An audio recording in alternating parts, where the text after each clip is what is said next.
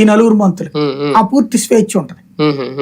దాంతో ఇంకా మరింత స్వేచ్ఛగా పన్నుడుస్తుంది. అందులో కీలకమైనటువంటి శాఖలు కావడం గ్రామీణాభివృద్ధి, పంచాయతీరాజు, సివిల్ సప్లైస్, వైద్య ఆరోగ్య శాఖ, ఇవన్నీ ప్రజలతో నేరుగా కాంటాక్ట్ లో ఉండేది. వీటిలో వాళ్ళ చేతుల్లోనే ఉంటుంది. ఇప్పుడు మంచి జరిగినా చెడు జరిగినా మంత్రి మీదకి వెళ్దు, ముఖ్యమంత్రి మీదకి వెళ్ళదు. ఆ ఉద్దేశంతో కూడా అనుకుని ఉండొచ్చు ఆయన.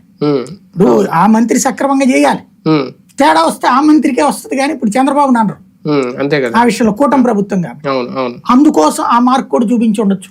గత ప్రభుత్వంలో ఉన్న మంత్రులు లేదంటే అప్పుడు ముఖ్యమంత్రి జగన్మోహన్ రెడ్డి గారు ఈ పరిస్థితి చూసి ఇప్పుడు రివ్యూ చేసుకోవాల్సిన సందర్భం, ఆత్మవిమర్శ చేసుకోవాల్సిన పరిస్థితి అని తీసుకొస్తున్నారు బాబు గారు. ఖచ్చితంగా. ఎందుకంటే ఎప్పుడైనా సరే మంచి ఎక్కడ ఉన్నా నేర్చుకోవాలి, చెడు ఎక్కడ ఉన్నా, చెడు మనలో ఉన్నా వదిలేసుకోవాలి. ప్రస్తుతం ఆయన చేస్తున్నది అదే. గతంలో ఆయన మీద ఉన్నటువంటి ముద్రలు చెరిపేసుకుంటున్నారు. ఒకటి ఎక్కడో ఎందుకు ఇప్పుడు అధికారుల వ్యవహారంలో కక్ష సాధింపు ఏబి వెంకటేశ్వరరావు ఇష్యూ నడిచింది చూసి. వాస్తవంగా ఇదివరకు ఎట్లుండేది, లైమ్ లైట్ పొజిషన్స్ కాకుండా అప్రాధాన్య పోస్టుల్లో పెట్టేవాడు మనకి నచ్చకపోతే. అంతేగాని జగన్ వచ్చిన తర్వాత జరిగింది ఏంటి, ఒక్క ఏబి వెంకటేశ్వర గారి విషయంలోనే ఆ కక్ష సాధింపు కనిపించింది. ఆయన చిట్ట చివరి దాకా ఏ పోస్టింగ్ ఇవ్వకుండా ఏడిపించడం, లాస్ట్ రోజు మాత్రమే ఇంకొక 4 గంటలు రిటైర్ అవుతారనగా మధ్యాహ్నం 12 గంటలకి జీవో ఇచ్చి, అది కూడా కోర్టు ఆర్డర్ వేసాక 4 గంటలు